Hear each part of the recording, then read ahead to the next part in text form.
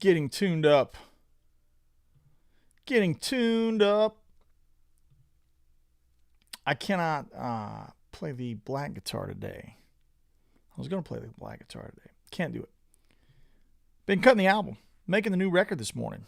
And obviously when that's at play, you get things set for a certain tone. And you don't want to touch it. You don't want to monkey with it. New album's coming along. Some tasty treats on there. Maybe we'll talk about some of that today. And some of the perspective maybe on what I think about when I'm going into making something that could be quite simple, how to add character to it, right? Also, I want to talk about modeling versus amps today. And I'm playing through the Axe effects today, which would be kind of fun.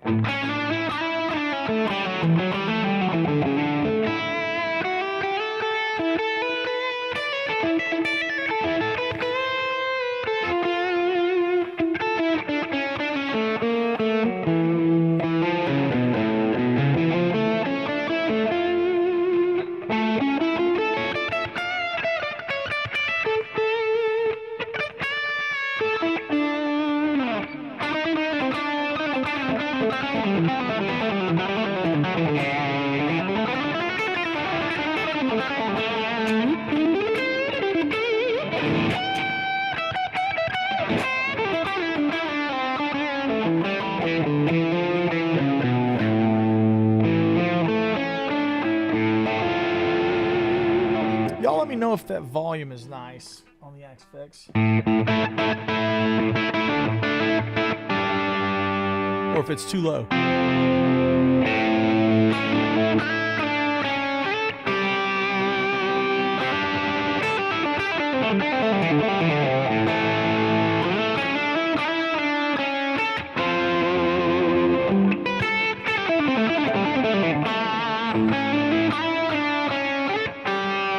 Cool, thanks, Tim.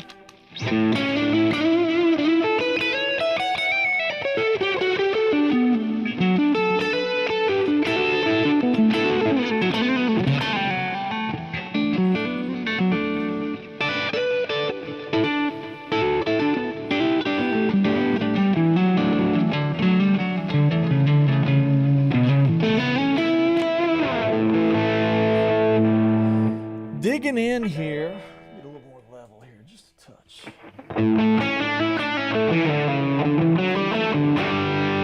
Sounds kind of nice.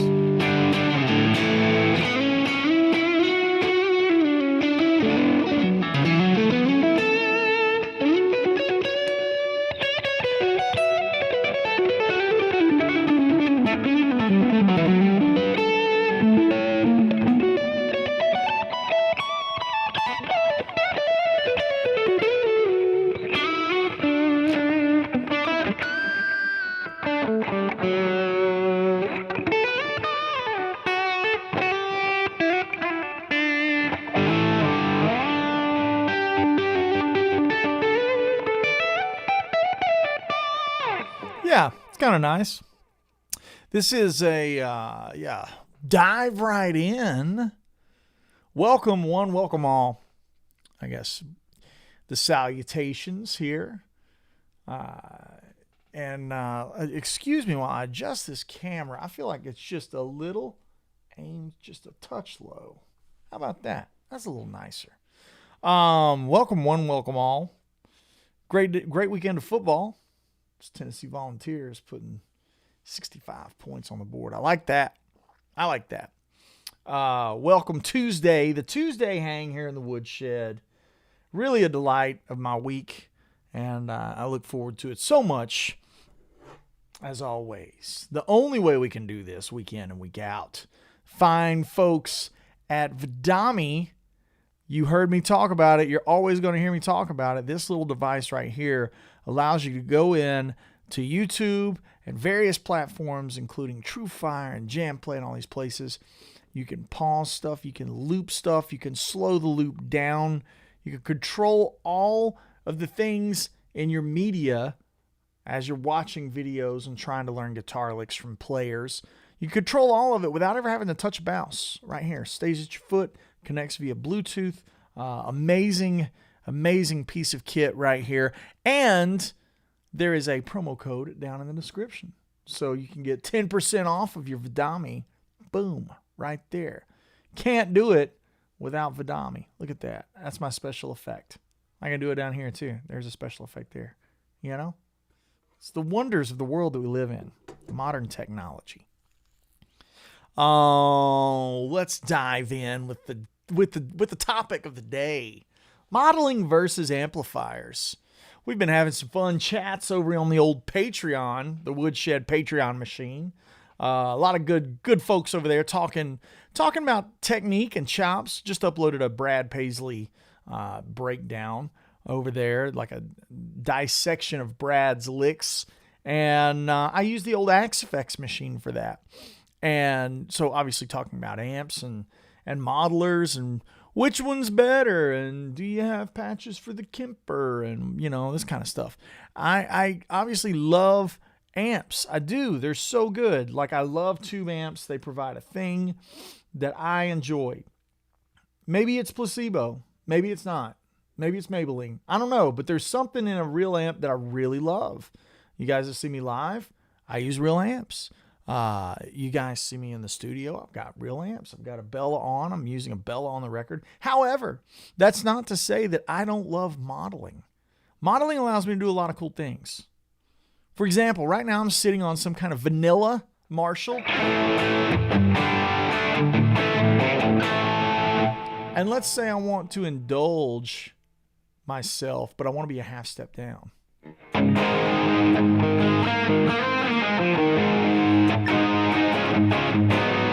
So now I can play a half step down. You know what? I want to go back to standard.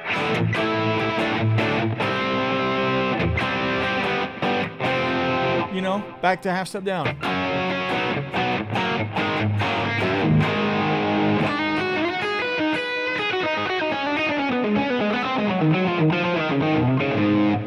It allows me to do that trick. Here's another really cool trick that I can do.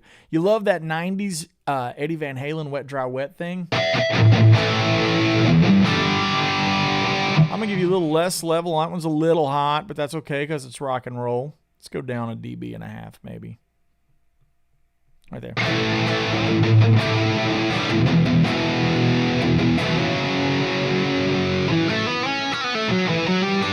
I always think of like pound cake.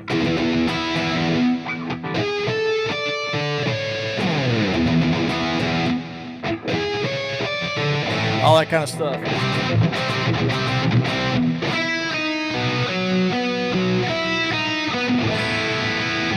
Love that kind of sound, and I just want to be able to jump around and be like, man, that's not the right thing. Maybe it's this kind of thing,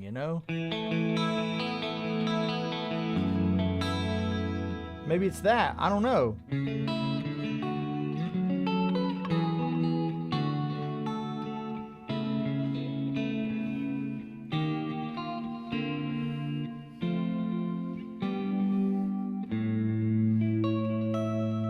Right? Maybe that's the thing. But maybe that's not what I need. Maybe I need this thing. And I gotta keep jumping around until I get the right thing.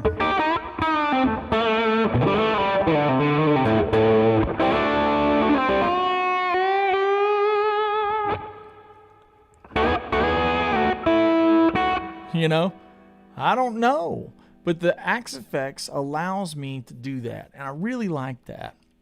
It's not the correct guitar for it. Obviously, I built this patch around a Telecaster, but it's like the Brad Paisley thing that I used on the Patreon.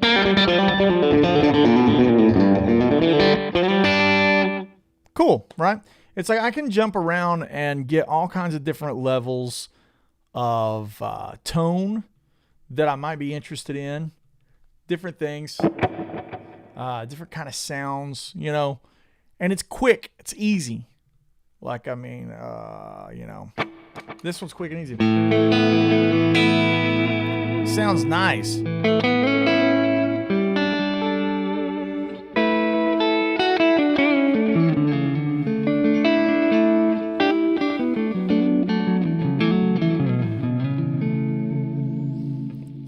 Let's go ahead and fix the delay that I've got going on here. One of the delay things that I like is just get that thing a little darker. you can go into the EQ section of the delay and kind of shave down how much you want that high cut to be. Let's go ahead and shave a little more. Maybe about 16. That's nice. Right? Kind of okay. Maybe a little darker. Do we want more dark? Yeah. Yeah. So we go to the feedbacks, which I like. Let's kick those up. Maybe feedback. Let's say feedback what? Kick that up to about 40%, 35%. Let's do that. Let's do 35%. 35. Just see what that's going to do. And I love being able to edit it for my desktop, right? That's nice right there, right? That's really nice.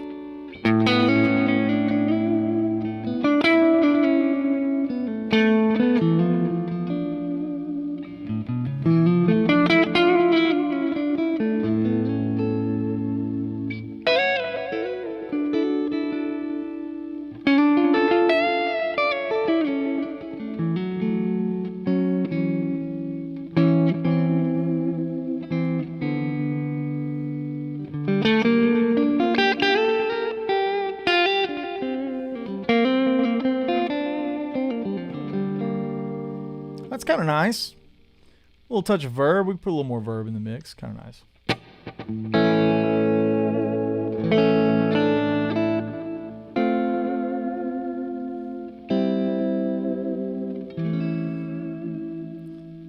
You know, it just allows you to jump around and be flexible, which is my favorite thing. Quick workflow. Yeah. Now we're back to the old Marshall. Things are nice and quick. I don't think there's a better or worse kind of approach. It's all about what you're trying to do, what you're after. I think the argument of better and worse with the Axe Effects and the modelers and the Kempers and whatever, I think you can get them all to sound pretty good.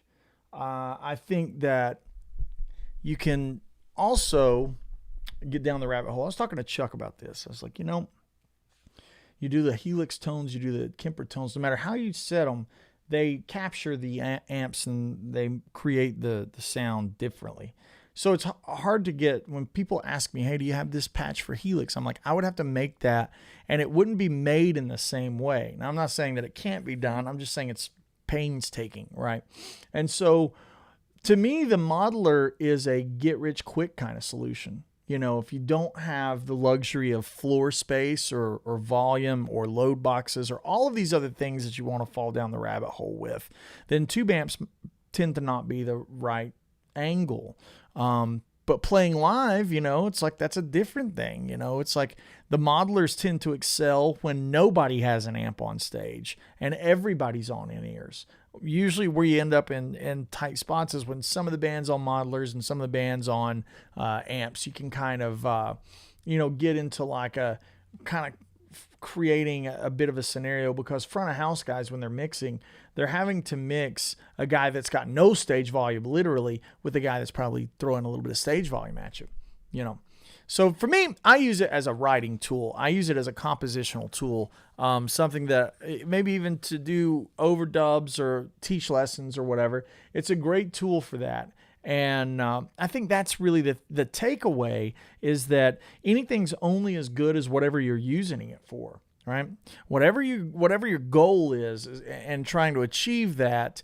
And you guys are probably shaking your heads being like, no, duh, I get that. But we don't think that way. A lot of times we're like, I want to sound just like Steve Vai. Where's the Steve Vai patch for my Kemper or my Axe Effects or whatever? It's like, man, it doesn't really work like that. To me, it's more about, can I get something in the flavor of, and can I get it quick? Can I get there quickly without having to beat myself up? You know, things like Axe Effects and stuff, they have so many options. You can really fall down the rabbit hole. And then you're spending 2 hours flipping through cabinets and you're not making any music and you're not playing the guitar. For me, I don't allow myself to tweak on the Axe FX for too long. I'm just like, all right, this is cool. I like to, when I first get the new Axe FX, that new hotness, right? The newest one's the 3. I've got the 3 here. And what I like to do is spend about a week building my basic patches. And then from then on, I don't monkey with it too much. Okay, occasionally I'll get in there, maybe do what you just saw me do, like adjust some delay levels or whatever and kind of make it a thing. But I don't get in there and waste my day of playing guitar on making delay patches. Because you can get sidetracked. That's the thing you don't want to do, right? You want to be playing the guitar. You want to be doing that as quickly as possible.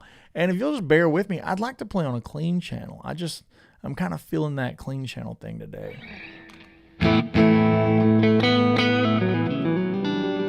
Yeah, I like that. That's kind of the thing.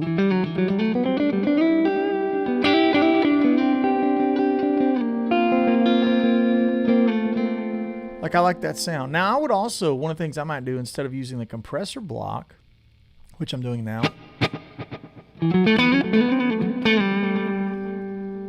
kick this over.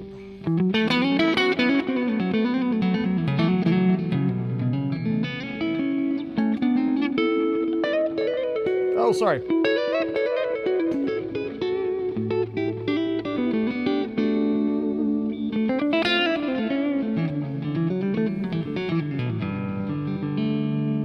Yeah, it's kind of nice right there. Instead of using the compressor block, sometimes I'll just use my old Woodshed compressor right in front of the Axe FX. This guitar, somebody asked about this guitar. This is this is like the second Sir that I ever got, or the third. And it's candy apple red drip, which is really a cool color. Like they drip the paint down it. And it's just got a smear kind of thing going on. Looks really cool from the back too.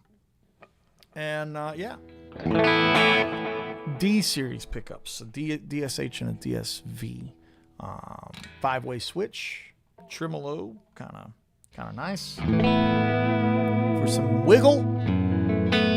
It sounds good.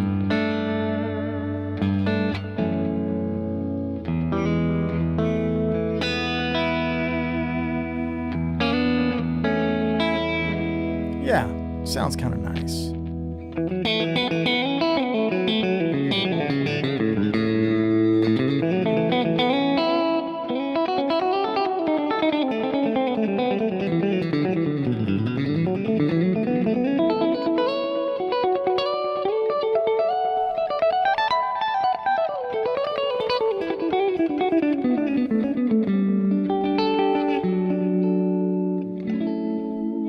Yeah.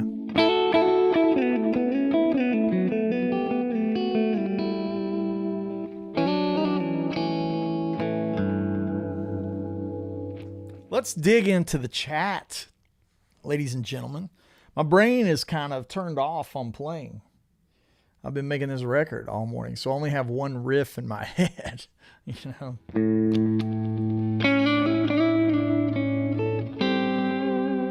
which is this riff I'm writing, we're working on, and I think it's gonna be cool.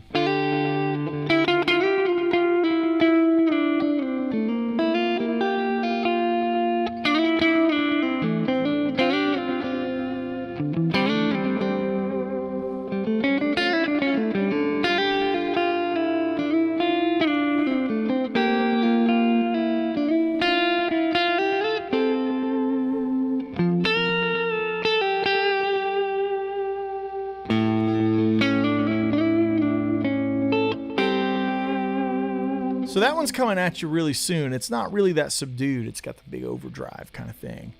Kind of Eric Johnson-y. A little bit more of maybe the right tone. Again, it's just using this thing as a writing tool. Let's turn that amp level down. We're kind of cooking with some Crisco right there. Kind of that kind of thing.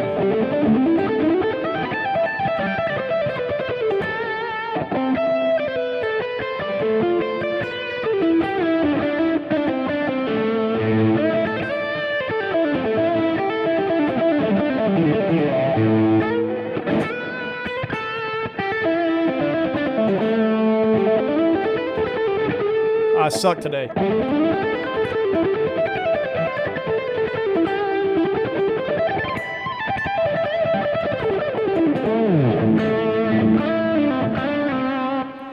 That's a little dark, so let's take this parametric EQ, bring that forward just a little bit.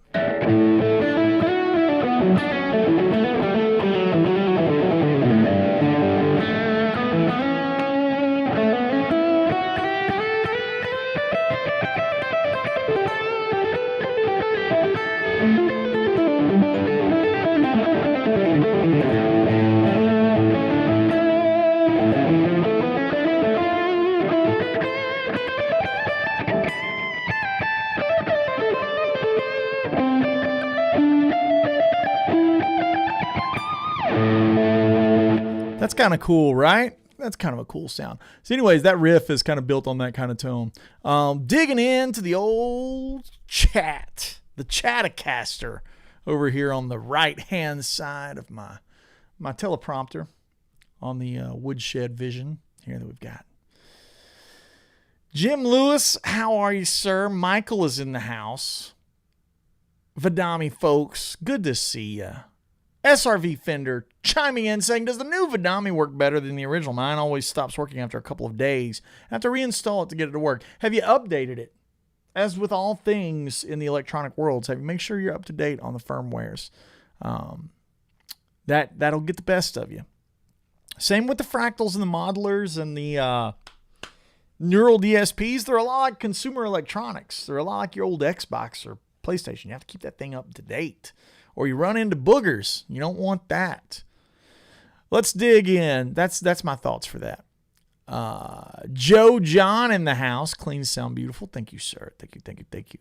He says, what modeler do you use the most often when recording? I use the Axfex, the old Axfex 3. I love it. Fantastic. Timothy says, I don't have a Kemper and Axe, but I still rock my Pod Kidney Bean. Dude, that's killer. You're good to go. I mean, really, it's about, can you get a good tone and get to work, get to playing? Chuck says, Bonamassa is probably the only guy that can bring 20 amps to a live show. I would agree until you get to some of those big boy pop and rock gigs, like those, and country gigs. Like, I mean, I could bring as many things as I wanted to bring to the Rascal Flatts, Gary LaVox type shows. I can bring whatever I want. So I don't really, what serves the purpose. You know, I think Joe is very aware that people come to see the amps and guitars just as much as they come to see him. Like he's told me that. He's like, people want to see this stuff. And I think that's his mentality whenever he comes up with a new tour. He's like, I better take different stuff because it'll be fun. Michael Rizzo says, what's up, Andy?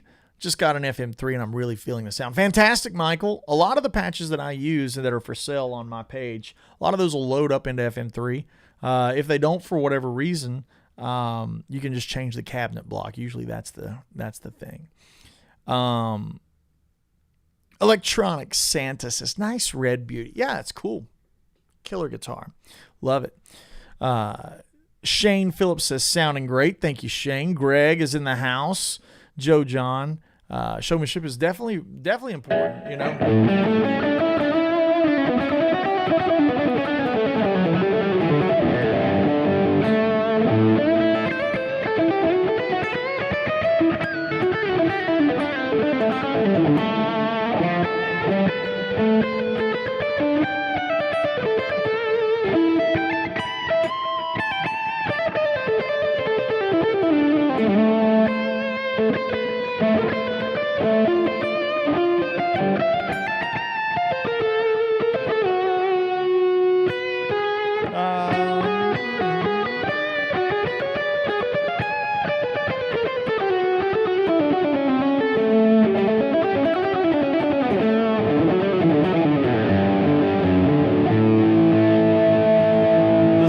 Work with Kindle. Not sure the answer to that. Excuse me. People need to know how to make the audience enjoy themselves as much as possible. For guitarists, gear is a part. Yeah, it's totally true. When put that into relevance with me and Uncle Ben, recently we did the Skank Banger 80s shred fun goodness. I'm actually going to save this patch. We're going to click save. We'll jump over to a little skankier kind of patch. Yeah.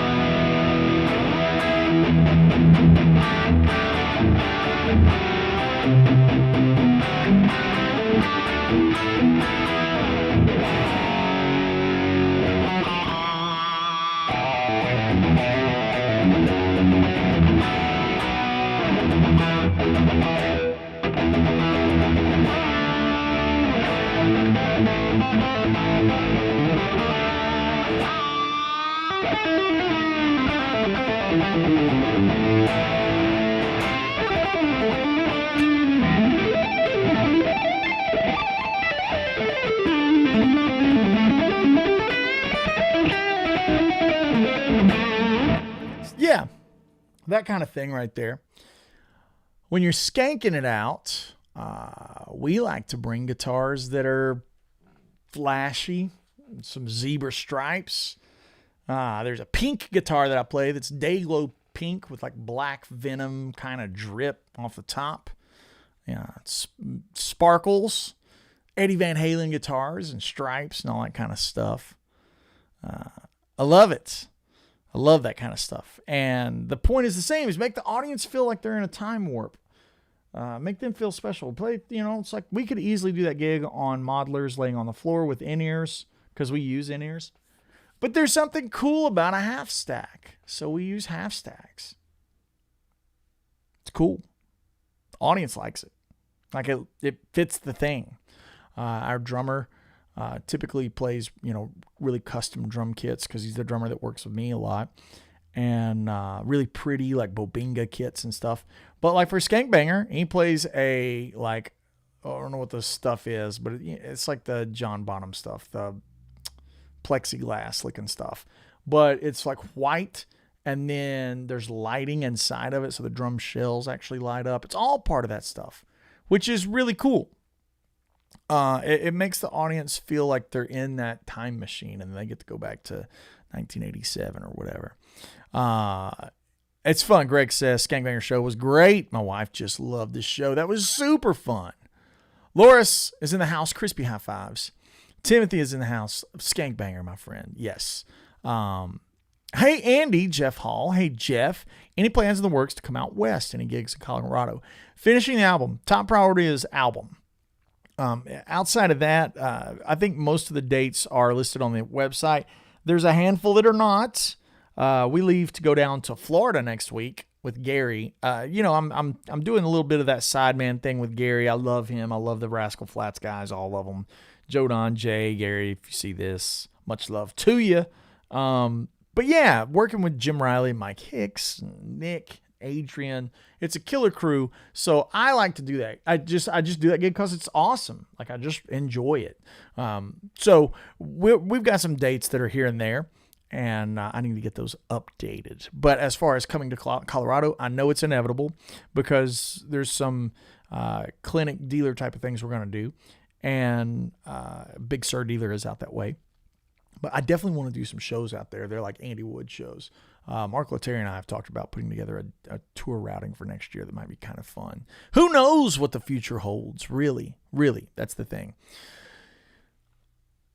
Sounds like high school. I guess you're talking about the patch, right? Yeah. C-Bip is in the house. C-Bip, how you doing today, my friend? I think it would be cool, he says, if when EJ and Vice actually their shows, they would do a short section explaining what they are playing gear-wise. I assume most people attending our Guitar and Equipment Nerds. Yeah, it kind of takes you out of the show thing, and it doesn't allow them to craft a show. However, I definitely advise, if you're interested in that kind of thing, maybe looking at the Woodshed Guitar Experience next year, because that is exactly what that's about. That's 4 days and 3 nights with 6 bad to the bone guitar players. Guys like Joe Bonamassa, Robin Ford, Brent Mason, Andy Timmons, Greg Koch, Mark Lettieri, just rattling them off. Tosin Abasi, Nick Johnston, Guthrie Trapp. Killer players. They all come out to the Woodshed Guitar Experience and talk about their amps and their gear and their pedals and all that kind of good stuff. Album is saying, have you heard the new Eric Johnson record? I've not, Album. I'd like to. I want to take time. Right now, I'm trying to be very careful about what I listen to because I'm making a record and I don't want too much unnatural influence. Obviously, you guys are going to hear a riff like this and probably hear a little bit of that EJ influence. It's not that tone. That's not the tone. But if it's on this kind of tone,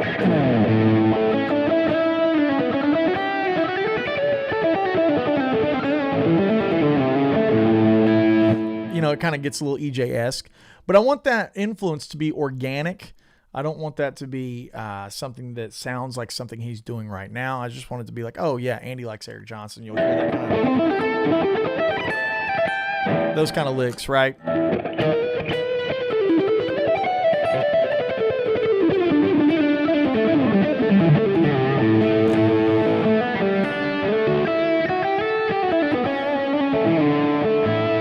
Joe Schmo is in the house and asks a very good question. He says, Andy, who plays the Still of the Night solo? You or Ben? Ben won't teach it to me. All right, here's the secret.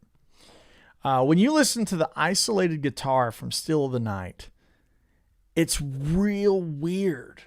And like, it doesn't really like...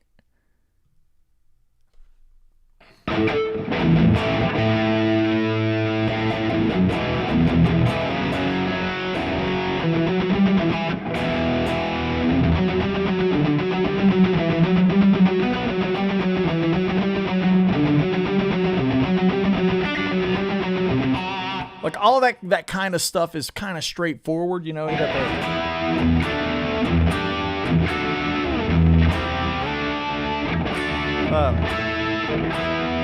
that thing,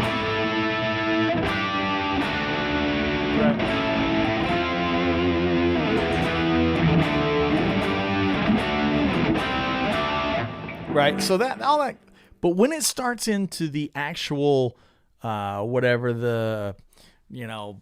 I don't know what it is. And he just starts kind of going.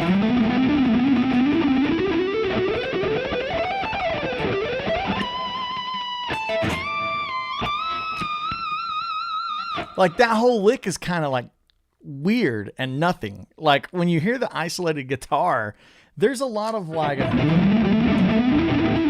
where it's like not really notes, really. Like, did I use really too much? Is that now going to be a drinking game for you guys? I don't know. But when Ben and I have sat down, we've tried to like dissect it because neither one of us are into kind of maybe saying something that's inaccurate or too terribly inaccurate. Now, everybody makes mistakes. That's not what I'm saying. But like Ben and I don't like to get too far in like inaccuracies. So in that aspect, with a solo like that, it's unfair to say this is 100% what he's doing because there's moments in the solo where it's just like,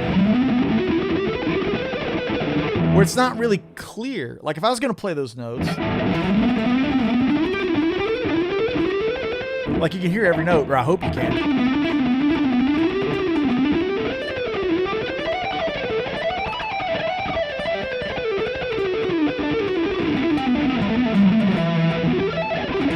Like I feel like you can hear every note in that. And that's something that's really important to me. May not be important to whoever's cutting that at that moment in time. I know it's John Sykes or whatever, but like he's a sassy, dirty, greasy player and he's got the vibrato and all these things. And it's like, I don't want to say that he's doing, if it's, or like all of this stuff can be played in different positions and the tone's so dark. And just look it up. Just look up the isolated guitar solo to Still of the Night, and you'll see what I'm talking about. There's so many discrepancies that I don't want to touch it. To answer the question, I actually play that solo, and I play stuff through the key of E minor.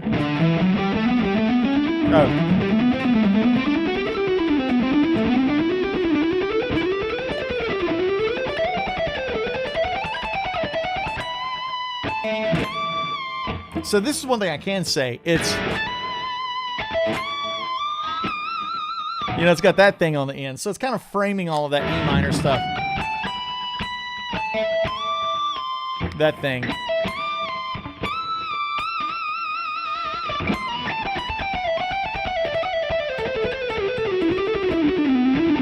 It's capturing the spirit of it, right? So like you can start on flat 7.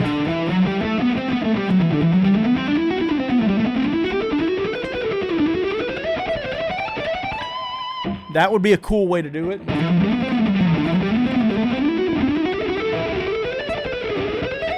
Oh, sorry.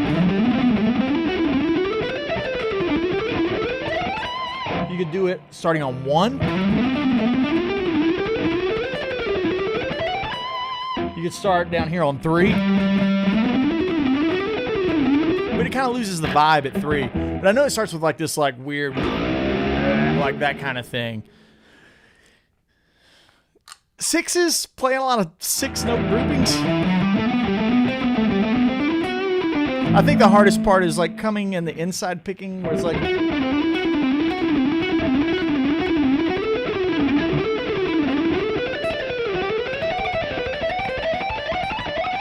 those kind of licks.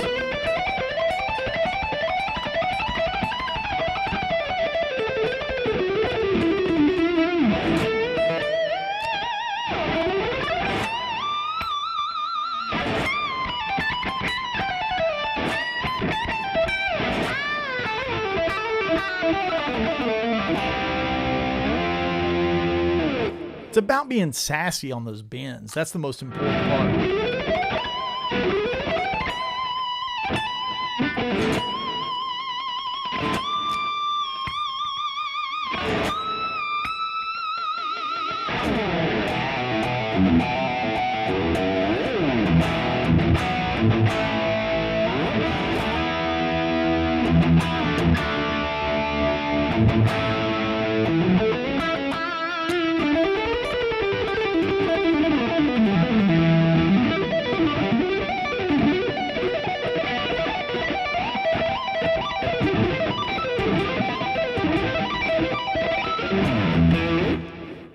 I don't know, goofing off. I hate that my sleeve was grabbing one of those strings during those taps. They would have been really cool. Yeah, Greg Marmon says Doug Aldrich is the only guy I've seen get really close to the record. And that's the idea, is just being within the ballpark. But even then, you know, Doug and I have talked about that run. And it's like, he's like, yeah, man, it's just kind of fast in an E. And I'm like, yep, it's fast in an E. Vidami would try to... Here's a great one. These guys are over in the chat, always hanging out with us. And they're like, we don't typically like to say this, but this is a great place to use your Vidami. Yeah, exactly. When I'm talking about how to get up.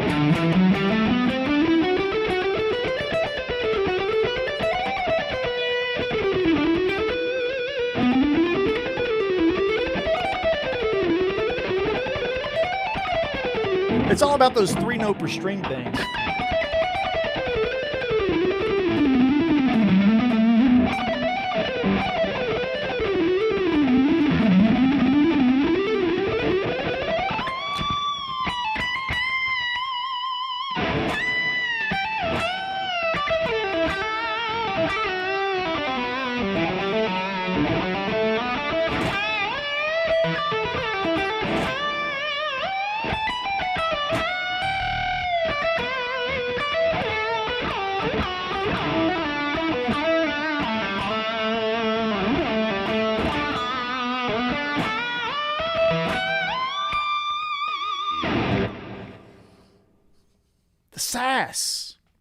The sass is important.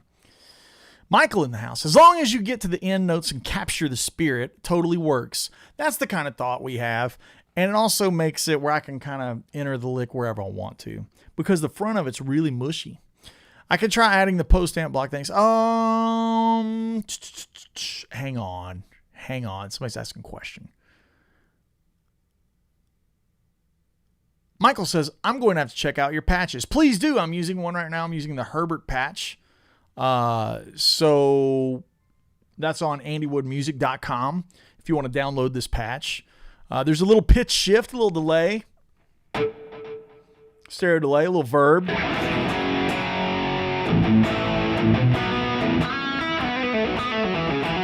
And it's kind of like a do-it-all rock tone, you know. Sounds really great for the Steve Vai stuff too.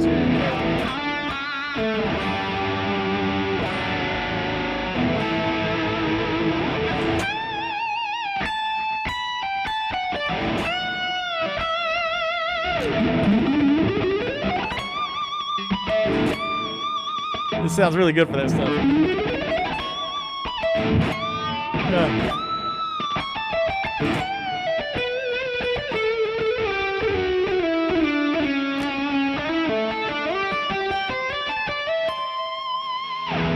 It's cool for that too, right? You know, and like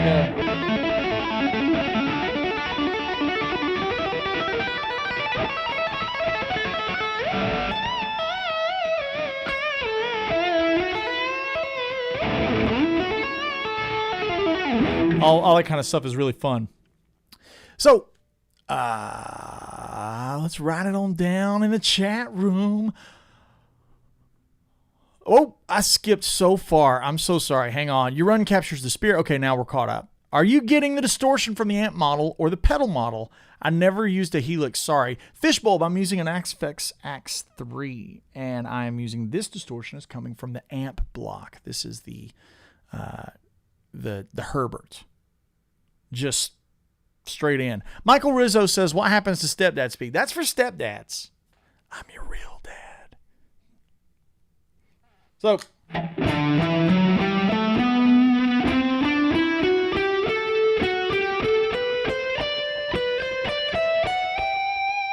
there's the notes in that position. The next one would be maybe starting here.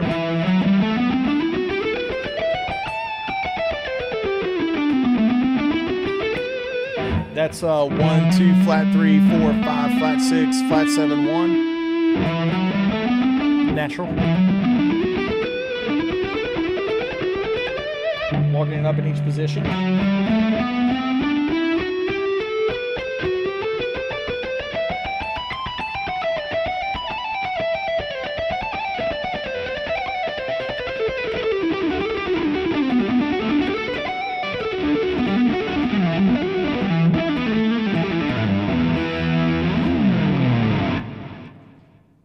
Feels so out of character to play these licks for you guys and not be in the costume. Yeah. All right. Here we go. What happened to split best? Yeah. The gate in the loop sidechain control from the... I don't know what you guys are talking about. What's your favorite tune to play with Skank Banger? Troy says. Lately, I don't know, maybe...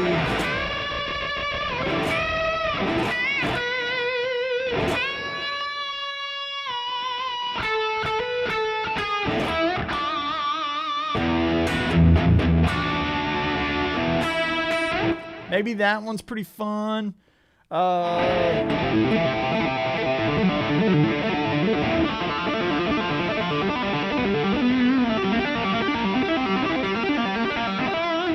one's pretty fun. I love doing all of the Van Halen.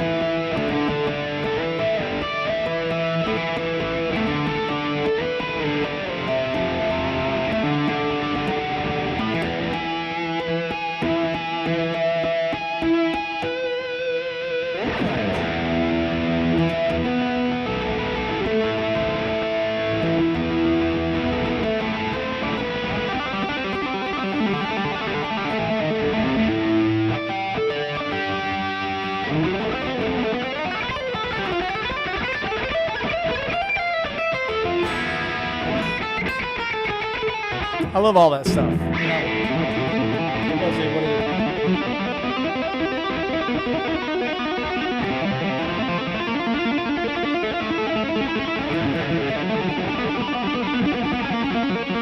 All of those kind of licks, you know, kind of butchering them right now, but whatever.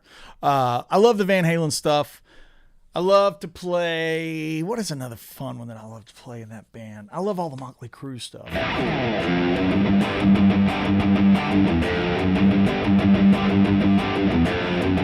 You know.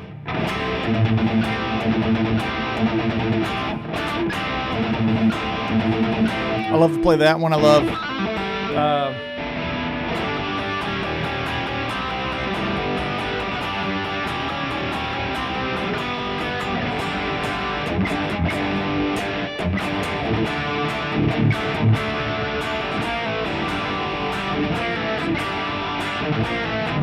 I love those kind of songs. I love the rowdy, sassy, silly kind of things. Those are the most fun. I've knocked this guitar so far out of tune.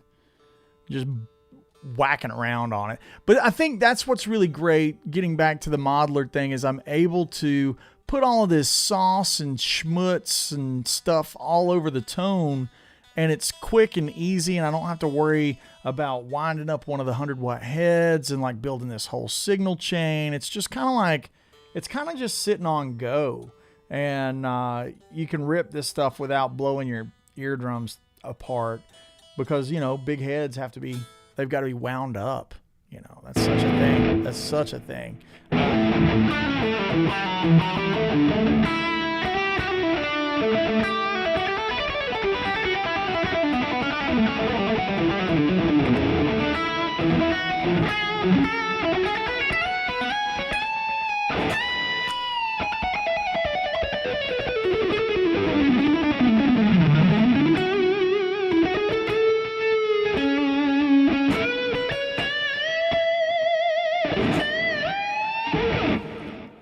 So fun to play that style. Holy crap. It's just silly. It's so good and silly. Let's go back up to the chat. So those are my favorite things to play in Skank. Timothy's saying, you're blowing my mind. Hey, come to a Skank show. Crazy. I was so gonna say use your video Vidami to slow it down. Tom, Andy puts the comp between channel 1 and channel 2 of the Gearbox. Albin, that is not always the case. That's not always the case. There is no always the case. In general, everything is on loops in a looping system to where I can put whatever I want wherever I want. But for the most part, you know, comps are in front of that stuff. But I don't use the gain from Gearbox with a compressor often. You know, it's like blending a little bit, dialing balance for different sounds. You know, most of the time my lead tone is just Gearbox because it's compressed enough. Hey, Andy, is all your gain coming from the Gearbox? I would be interested in knowing how you set it up for 80 shred. Right now I'm using the Fractal Axe effects, but you can easily do the Gearbox for 80 shred. Get really liberal with the gain knob on the red channel. Use the level on the blue channel, not the gain knob. Use the level to boost the red channel. And control your top end with the mids knob, not the treble knob. I kind of leave the treble knob at noon pretty much all the time. And then control the treble of the pedal with the mids knob, believe it or not. Let's see. Absolutely no comment. Sometimes my wife is monitoring the chat. I don't know what no comment is, but I'm curious. Vidami is stepdad in a box. I like it. Hey, Andy, I was just asking Fishbulb about how you use your noise gate, because you never seem to have that annoying signal decay noise swell thing happening with your sound. The noise gate in the Fractal, it's just whatever the one is at the input. I don't add a noise gate block. I use way less gain than what you think. Here's the gain. So I've got a compressor on for, you know, whatever. Here's without the compressor. There's the gain of the Herbert. The amp is at like, you know, 6, in between 6 and 7, which is at like 1 o'clock, 2 o'clock. And it's got so much gain in the tank, right? But check it out. If I go to, sorry, I flipped on the wrong thing. Whoops. If I go to like this in-between stratty kind of sound.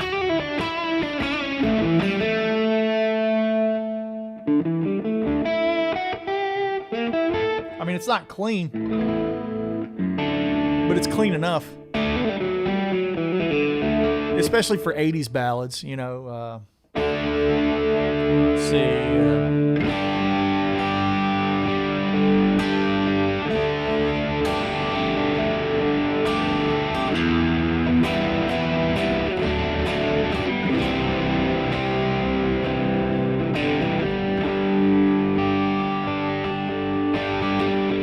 But I hit the crap out of it.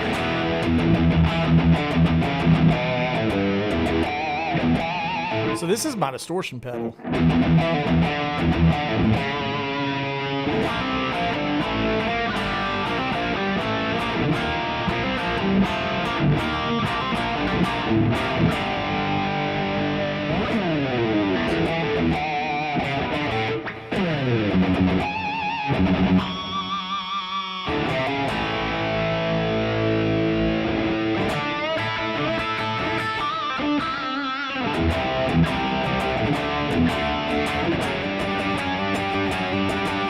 Like, I'm really slapping the crap out of it for that kind of thing. That's the magic. To me, it's what you're putting into the guitar. Like, that sounds really wimpy if you go...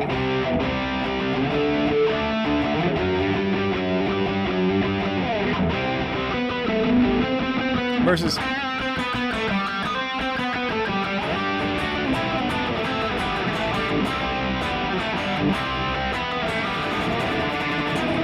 You know, that kind of thing sounds way more aggressive.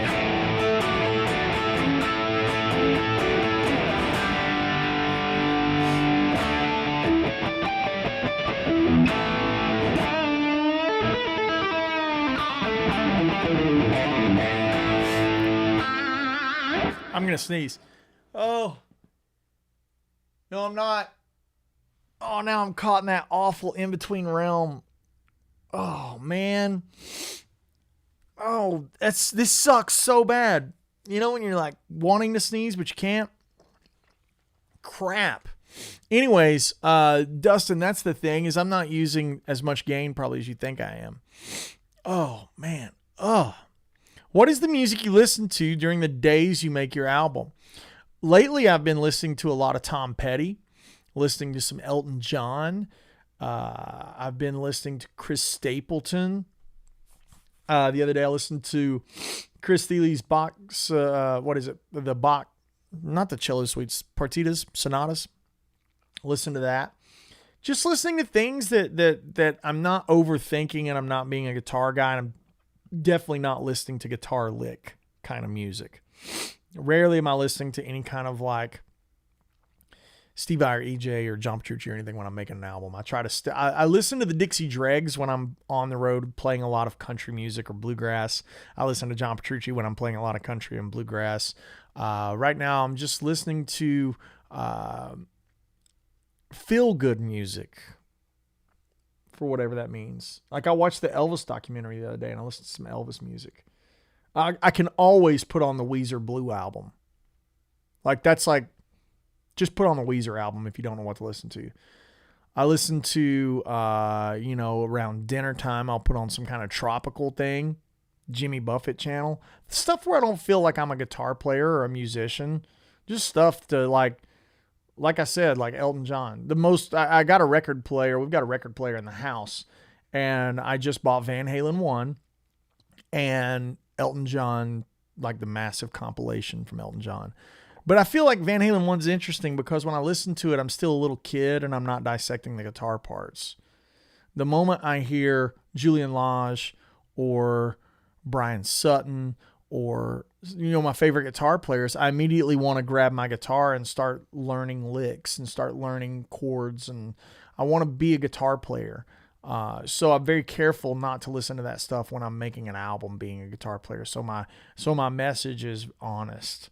That's a big thing for me, is I want to keep my message and my statement on the record very honest. And hopefully the influences that you hear are influences that have sat with me for decades and not something that sat with me for like a week. So yeah. Do you avoid anything? I think that was just included in the previous question. I just moved the chat. You guys it's so beautiful to have so many people in here hanging out today. Really, really beautiful. Thank you, all you guys. Let's find my spot. There we go. Gary Bonke says, I think I'm officially permanently depressed. Don't do that. Don't do that, Gary. You know you're good when your normal playing sounds sped up. I don't know if good's the right word there. You know you're over caffeinated when your normal playing sounds sped up.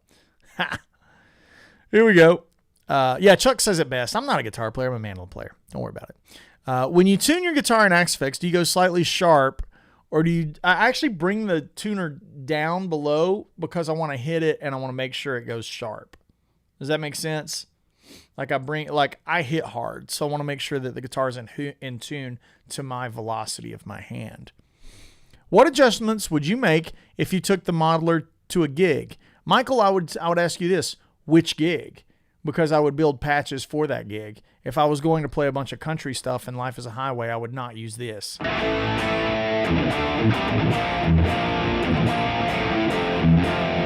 You know, that's not the right tone for that. But if I was playing if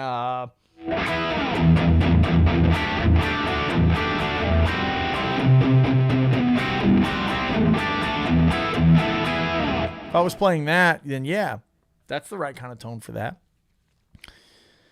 Let's see here. With great tone comes great responsibility. I love it, Randy. I love it, dude. Yeah, you let me know what you mean by that, by which gig. It would be like, it would depend on the songs.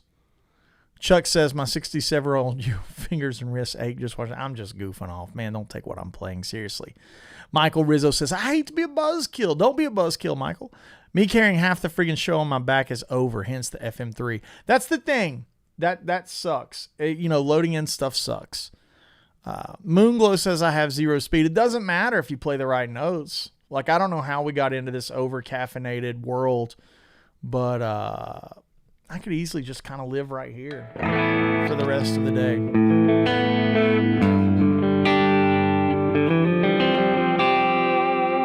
This is a great patch. I love this patch.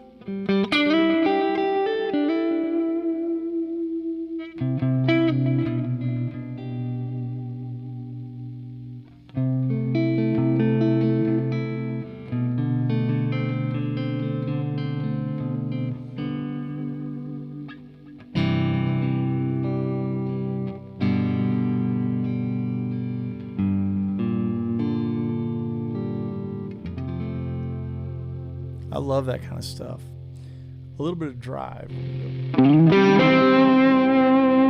bring that down just a touch for you. Just a touch. I'd even turn the drive down on that just to get a little more stringy.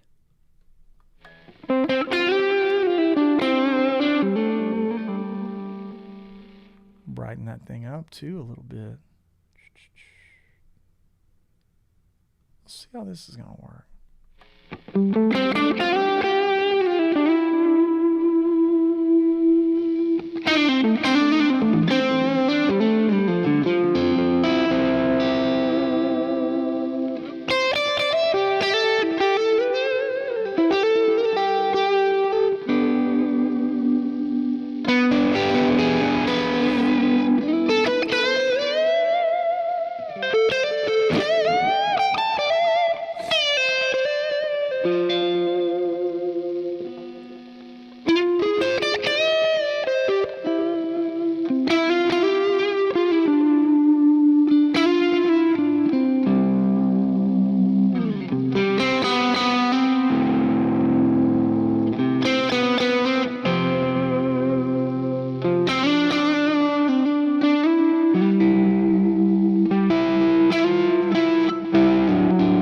Oh, sorry.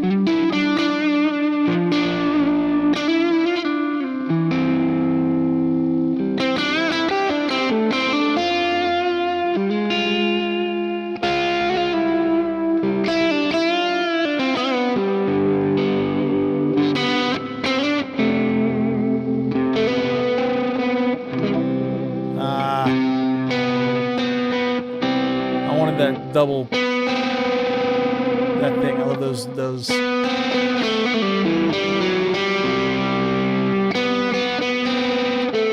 Those things are really fun for me.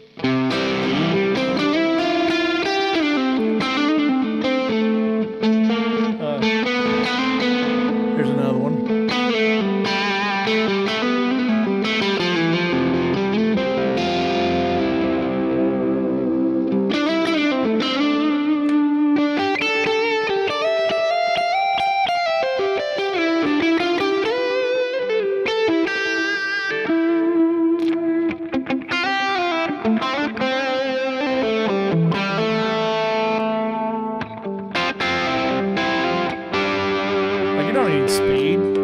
Cool stuff, I don't think. I think that's not needed.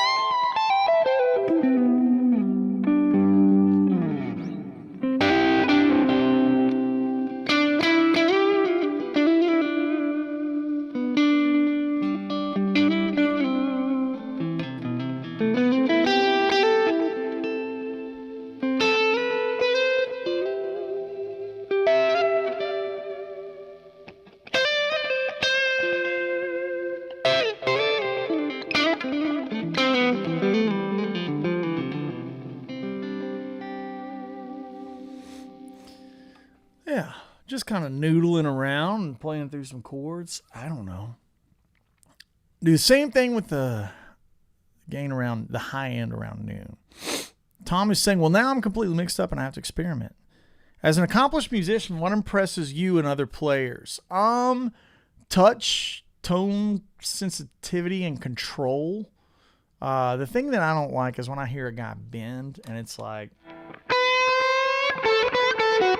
I don't like that. I don't like when vibratos sound like this. Or this.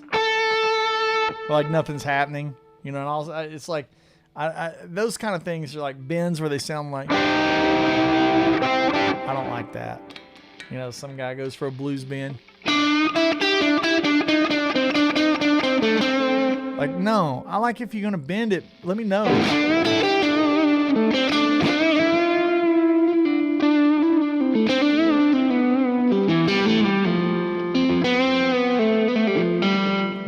Bends really impress me a lot. The rubber band playing, that really impresses me a lot. You know, somebody mentioned Sean Tubbs. Of course, Sean Tubbs is fantastic. Andy, any advice on not running out of ideas when country soloing? I get asked to play 2 or 3 per song sometimes. It's hard not to repeat yourself. Yeah, let me grab the old telemarketer.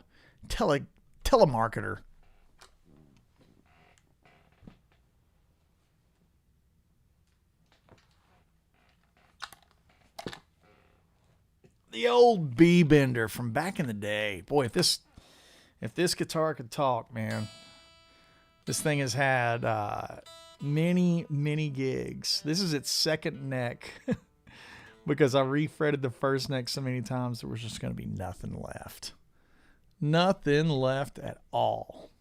Let's go over to that Brad Paisley patch. If you want this next patch, it's on my Patreon. Even for the $5 tier.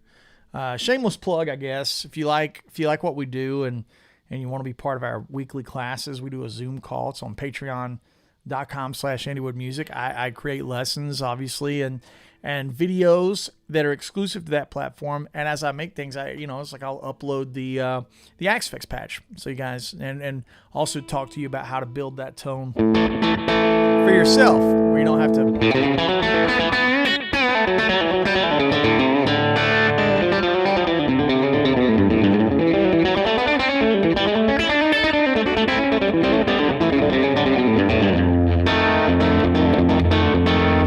Kind of cool tone there for the faux Brad Paisley thing.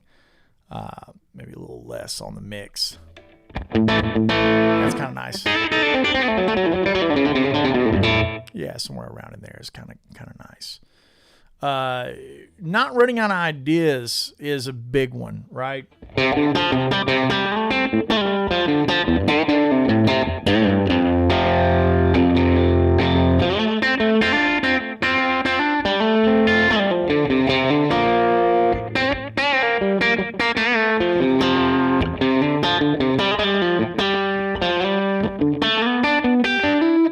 It's like kind of sticking close to the melody is a great way to not run out of ideas. Like if you're doing working man blues, you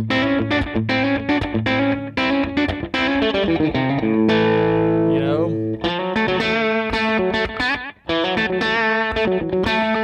and then looking at what's going to work through that, you don't have to go complicated, but if you want to, that'll lead you to that 4 chord.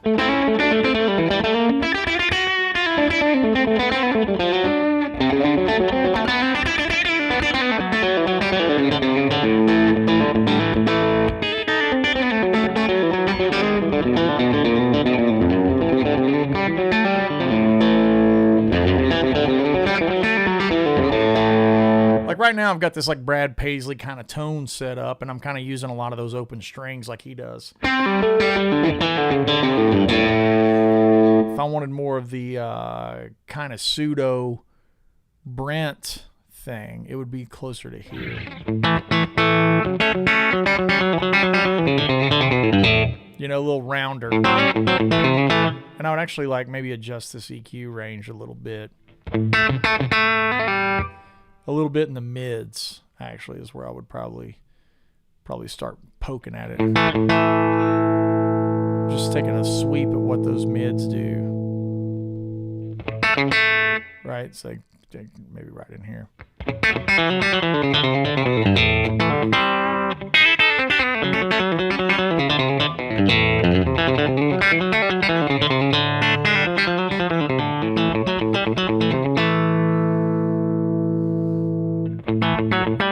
That's not the answer.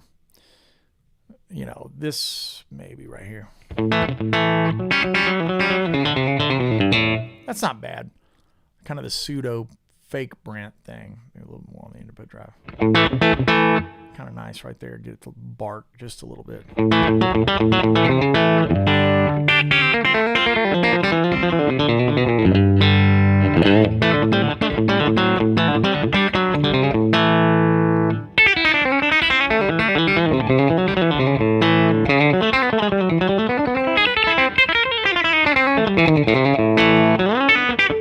Yeah, that kind of thing would be nice for that. Also, I would probably, for not running out of ideas, maybe look at what would be for double, like what you could do for double stops. Like if you're playing a lot of the things around the blues box, maybe look at, instead of playing this, look at this. Because it puts you in a different shape, right?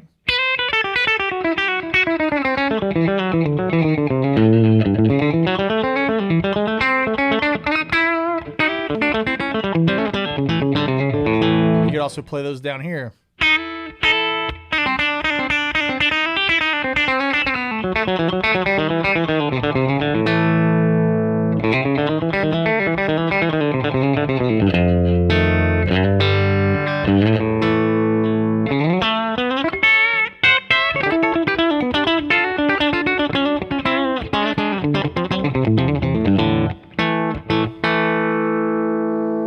Does that help me? Does that help kind of clarify? I've got a lot of lessons on Patreon on country soloing. Another thing that would be like looking at not just blues,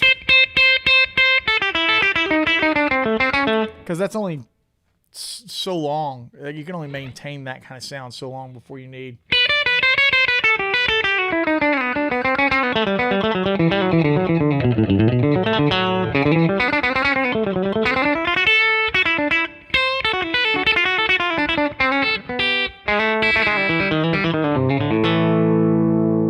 Playing through the chord changes.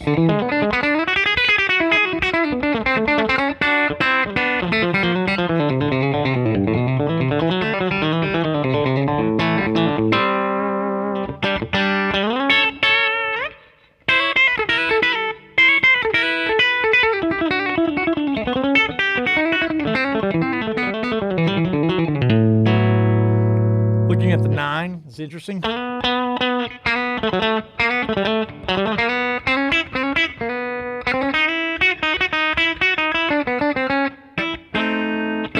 Those kind of sounds.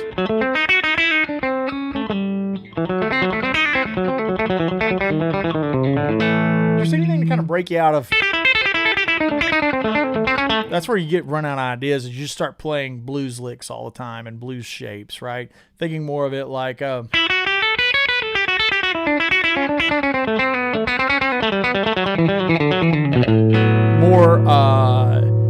more passing tones, right?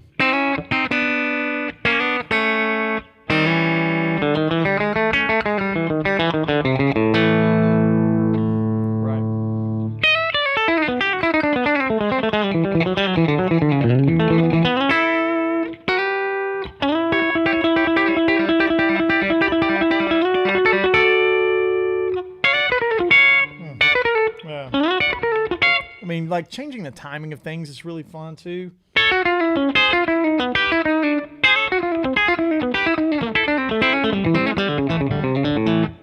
Things like that. That helps me navigate that country thing a little bit better. We ran over a few minutes today, which is totally okay. I'm going to hit the chat here, and we're going to wrap it up. If anybody's got any further questions, do me a favor. email Vidami. You want topics for the weekly hang? Go to the Vidami webpage. If you want to learn the stuff that I'm doing, get yourself one of these bad boys right here. This will allow you, we leave these episodes up every week. If you found a tasty lick in here that you want to transcribe, this will allow you to loop that section of the video, slow it down, pause it, all that kind of good stuff.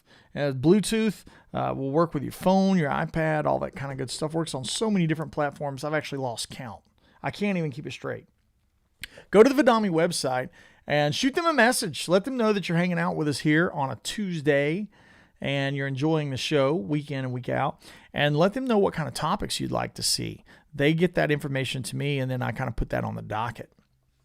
With that said, you can also get you a 10% discount code with Vidami. Just hit the link that's over in the chat to the right. The code is Woodshed Live 10. That's the thing.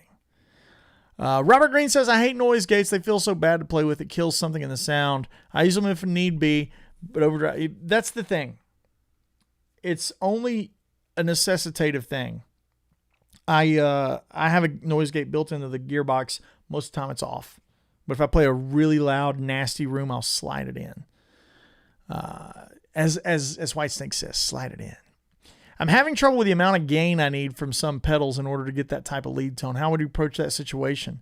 The Andy Wood gearbox, shameless plug, has more gain than you'll ever use. Ever. So just get that. If you don't like that and you don't like that answer, Leo, the Andy Timmons pedals is equally amazing. So take on Pete Anderson. He rules. Would you have gone to Woodstock 99? I don't know. Maybe. I was, I don't know. Don't mean to not monopolize the chat. You're not. It's all good. If I'm trying to duplicate your setup digitally, a clean amp with pedals, how would you approach using a noise gate? I mean, if you're doing it right, you don't need one. I just don't find the need for it. I'm using less gain most of the time. Do you ever look at one of your guitars on the wall and think, I haven't given you attention all the time? I'm always like, which one of you have not been played lately? Albin says, I cannot thank you enough for the input, inspiration, teaching. My playing is way better. Thank you so much, Mr. Dunford. Thank you, sir. Michael says, let's say Skank Banger. I find the need to take less gain to cut through when not using an amp on stage. Yeah, for sure. For sure. Music like this makes me glad I've been playing the guitar. Andy, I see you do something I do and I try to avoid, but very honestly, your elbow gets close to your body when you contort your hand and it limits motion. Maybe, I don't know. I'm not doing anything that doesn't feel right to me. So everything's, obviously I've been playing a very long time and everything's very relaxed. So I think that's the most important thing. Remind me, that's just Fender's new roasted. Yeah. Just the old roasted neck that you can get. Fender sells it separately. This is a 12-inch radius, which is nice.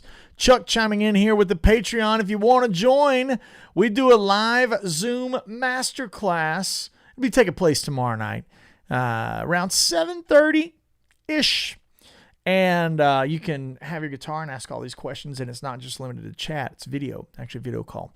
Patreon.com/AndyWoodMusic. Dustin, Joe Schmo says rubber band as opposed to vibrato. I mean, it's all in the same kind of thing. It's like manipulating the pitch of the string. Sorry to rush through the questions, but we are a little bit over time, but that's okay. Andy, would you ever duplicate your analog rig digitally and stay on one patch? Yeah, I actually did when I did the John Petrucci Guitar Camp. I made an FM3 patch that was just a clean amp on a closed back cabinet. Not use it. Like I like to use a Fender Deluxe model, but put it on a closed back cabinet. And then I used the gearbox in front of it. So there you go. I did that. Let's see. Andy, what pickups are in this telly? This is a Brent Mason pickup, a classic stack, and a mini humbucker. Does Vidami support green tooth? Not sure. Roman says, hey, Andy, I'm coming to your camp next year. Roman! This goes for anybody watching right now. I'm going to do something totally random. If you sign up right now, you get the early bird special for next year. We haven't announced our headliners and our guests of honor, but you're going to like it. Make sure to go to woodshedguitarexperience.com. Tell Brady you're getting the early bird special. Sign up now. It's a healthy discount. A very healthy discount. Joe, how are you? Hi, Andy. There are many great lessons on lead playing, not many on groove or playing in the pocket. Are there exercises you recommend? I do not recommend exercises. I recommend putting on your favorite albums and playing along because that's where the pocket is. The pocket doesn't live within the realm of, hey, do this 20 times a day. Play along to records 20 times a day. Play along to your favorite song all the time. Play along to records and real musicians. Any FM3 presets coming from Clean to Dirty Country? Yeah, we got FM3 presets coming. I got to finish an album. But after that, we're going to do some more presets. Kevin's just signed up to the Patreon. Kevin, make sure you're in the combo amp tier. You can be in that Zoom class tomorrow night. Enjoy The Wall. Just scroll, Kevin, indefinitely. There's 600 posts on there. So you can really get lost in all of the content that's over at Patreon. 600 videos. It's crazy. Crazy, crazy. Joe, thanks for hanging out. Thank you so much. Thank you for your time. This goes to everyone today. Thank you. We are growing. We are growing. We are growing. It's amazing to see new faces and old faces alike. If you're interested in buying these tones, they are available at my website, andywoodmusic.com. Again, the only way we can do this show week in and week out is because of the fine folks at Vidami. So go to Vidami, get you a 10% discount. Learn the licks, tasty licks. This is a tool. This is a tool to get those tasty licks. And with that said, folks, I hope everyone has a fantastic week. Thank you, Vidami. Thank you, lovely folks, week in and week out, for joining us. Cheers to my fractal brethren. Hope you're all well. Been using the Axe-Fx today. Also, cheers to Marcus, my man overseas, who makes the KHE amp switcher. It is a beautiful, delightful piece of gear. I'm going to do a video on that when I get around to it. And because of that, I'm able to switch amps on the fly. So KHE, look that thing up. And with that said, everyone, I hope you have a fantastic rest of the week. We'll see you next Tuesday. And actually, we need to maybe put a little note in that. I may be doing the live stream from the tattoo parlor next week. I'm getting my first tattoo. So, yeah. I'm going to get it to honor my dad, my recently passed father. So, yes. Well, we may have to put this stream on another day, unless you guys want to stream from the tattoo parlor. I don't know. Maybe that could be cool. With that said, I will see you all very, very soon. Vidami, please visit their website. They keep up with the schedules. If you got requests for the show, let them know. Patreon.com/AndyWoodMusic for over 600 videos, a live Zoom masterclass that takes place tomorrow night. We do it once a week. And then if you're interested in joining us at the Woodshed Guitar Experience next year, early bird discount. Watching it right now, you get the early bird discount. There you go. Cheers, guys.